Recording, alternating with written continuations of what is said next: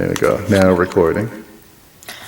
Welcome back, America, to the second segment of Provocative. And now we're talking about homosexuality in America.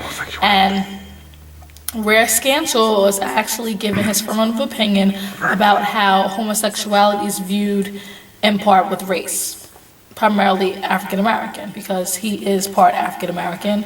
The other part of him is Hawaiian. Nah, I'm all black guy. I am all black guy. I am certainly all black guy. That sounds weird.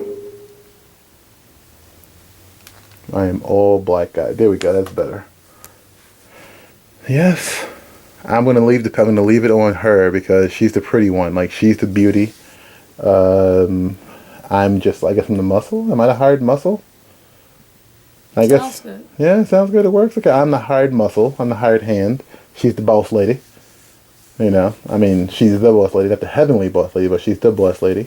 But she's gonna attack me. See, I'm all afraid I'm jumping and shit. Because she's cute, man. I assure you, she is violent. Look at her, see? Oh, never, not me. I would never do anything like that. Yeah, you give her, look, yeah, she will stab you. She will. It's always the cute ones, right? It's always the cute ones that are out of their fucking mind. Back to Provocative. Yeah. And homosexuality in America. I was trying to avoid the topic. You seen that? All right. So she said, "How do I feel?" Okay, as a gay man, I feel judged. I feel ostracized. I feel ridiculed. You know, I should be able to love who I want to love. How does that sound? You know what? That's pretty ironic because now in this day and age, the gay population is huge, whereas in previous years it was underground. It was pretty much hidden. You know, you had a gay population, but it was unheard of that we actually knew who it was. You know, whereas now you have so much gay rights. You have, aside from the fact that they have gay marriages, you know, gay people are more comfortable coming out. We have the Gay Pride Parade. We have a huge gay population in not only California now, but also in Atlanta and Washington, D.C. So as a result of that, it seems like the gay population is more acceptable. And if not necessarily acceptable, it's more or less okay, as opposed to many years ago, it was frowned upon to the point where you didn't speak about it. Even in a lot of other countries, specifically Caribbean countries, you didn't come out because for fear that you would be dead. You know, you would have death threats, or you would actually have someone impart an act of violence against you that might actually, you know, end up in your death. So with that being said, it's kind of ironic that you feel that you're being ostracized still in this day and age. Even with the president not necessarily accepting gay marriage, but acknowledging it to the forefront. Circumstantially endorsing. Have you may say. But the fact of the matter is that when it happened years ago. If not for Joe Biden. You know, so it's just very interesting that you still feel that you're not accepted, or you're ostracized, or you're frowned upon, or you're looked down, so much so that now, you know, it's against the law to discriminate or have a crime or to import violence. Whereas before it wasn't necessarily welcome, but it wasn't a big deal. It was more or less, oh, he's a fag, or get that fag out of here. It was a little bit more supported in a sense. Not necessarily wholehearted, but you didn't have such harsh punishments as you may have now. Yeah, but you also said in the black community. You didn't say as a whole, because in the black community, the things you're talking about, you know, the acceptance and the open-mindedness is less prevalent. It's less prevalent. But in the American community as a whole, it's more prevalent. Maybe in the black community, definitely it's a gender issue. I feel that... oh, well, everybody loves a lesbian woman. Are you kidding me? No, that's not Especially what I mean. bisexual. No, I mean paternal, like a paternal and maternal. Okay. I think the mothers, more or less, will be more accepting of their children as opposed to the fathers. Okay. That's not 100% because I haven't polled every black mother and black father in the country. Okay. But as a whole, unless you're Caribbean, you know, and you have homosexual in the family, it's usually the parent who's the mom, unless it's the son.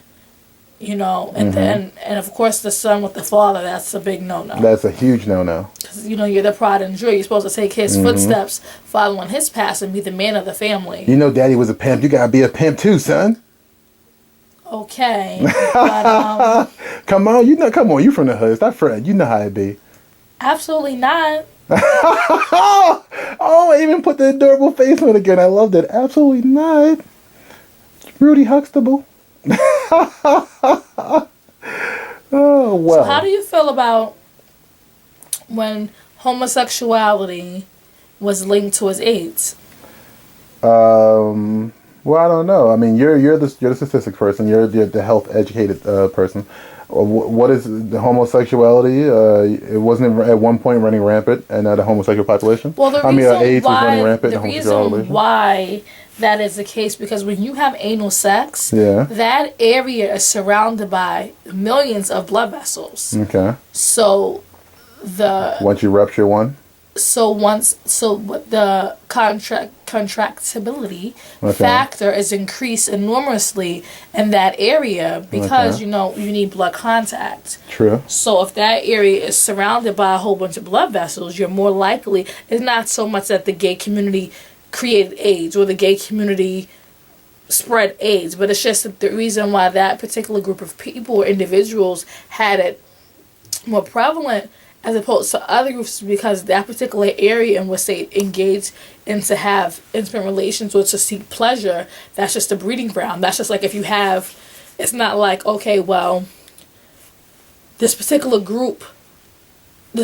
area has all mosquitoes as opposed to this area. Well, this area has water, it has lakes, it has land. That's a breeding ground for mosquitoes. It's not like this group is a bad group, this location is a bad area, this location is a better area. It's just that they have the tools for this particular species to multiply in. Okay. That's the same thing with the anal region. It has a particular tools for this particular disease to multiply in. All right, so you're saying basically because when you have anal sex, there's going to be some kind of there's already the semen exchange. There's one thing into the butt being a membrane, but there's also the blood the vessels rupturing, causing bleeding, whether it be mild or excessive. Right. Okay, and that also helps in transmitting the virus. Absolutely.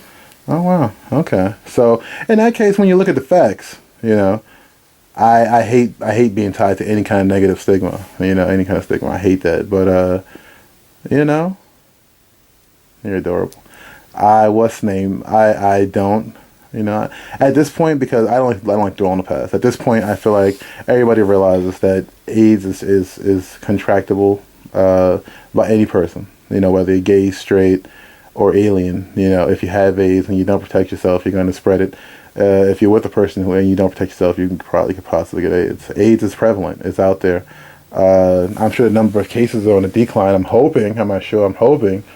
You know, but as far as being attached to the homosexual community, I'm not. You know, it's not a big deal to me anymore. I'm not worried about it because everybody I know wears condoms. And if they don't wear condoms, they've been with that partner for some time now, and they feel comfortable and safe. So do you think it's not okay to stop using condoms when you're in a monogamous relationship? Yes, I do. Okay, statistically, it's been stated that women, specifically African American women, but women in particular, who are in monogamous relationships, they have a higher rate of contracting a disease because what happens is they're no longer seeking precaution, and what happens is they're comfortable with their partner and they trust their partner. And the partner's cheating. Exactly, and you don't know. So what they tell you to do a lot of times is you continue to get tested and you continue to use condoms. But me, from a personal perspective, it's like, what's the point in being in a relationship with someone and I can't trust them? I agree. You know, we as people, we're gonna keep secrets. I might be more comfortable talking to you because you're my best friend as opposed to talking to the guy I'm sleeping with. However, the one thing that you're obligated to tell me is about your sexual life because that's affecting me specifically. Yeah. Whether you had sex with Jennifer, Megan, Tabitha 6 months ago prior to us getting together, whether you inherited $1 million or you held up a bank, that's irrelevant to me. That's not impacting in my life. That's not important to me. You're entitled to keep those secrets. But what you do with your sexual health and well-being is going to automatically impart me and my health. So I'm, out of anything, what is the Hey, the twitching, the nose twitching and stuff was funny. Sorry, go ahead, continue. I have a right to know that. You know what? I agree. America. World. Provocative is what we are. Trying to get this thing in my face here. Okay, there I am. All right. Fellas, if you're in a serious relationship and you're going to cheat, wear a condom. Don't cheat! I'm falling. Don't cheat. Like or she's going to get you. Like, I'm going to get you and have sex with your butt. Gonna have sex with your Why butt. does it say muting? Oh, because I muted the TV. Oh. Alright, I am horrible with this. But yeah, we're back together. We're back together again. We're back together again. Again. Provocative. Yeah, so, like I was saying before, wear condoms or don't cheat. It's not right. It's not right to your women. It's not right to your wives. It's not right at all. Sure. Don't do it. I look like the Pillsbury dough girl. If she was sexy and toasted slightly. Absolutely toasted. Uh-huh. Yeah, let's look at those legs. Look at those legs. Put the camera up! It is provocative. It is provocative. That was pretty provocative. I know you've seen the legs. You're like, holy shit. Wow, she's the smart one, but she's sexy. It's one of those, like, you ever see the nerds in the library with the glasses and their hair is always twisted up in a bun like Cecil over there? No glasses, but you see the bun. And then all of a sudden you take them and you're like, here, drink some red wine. Drink some Merlot. Drink a glass of Merlot with me. Then they start to let the hair down. Oh my God. Uh-oh. Look at those knockers. Hey, it's provocative, but not that provocative. Uh-oh. There goes the hair.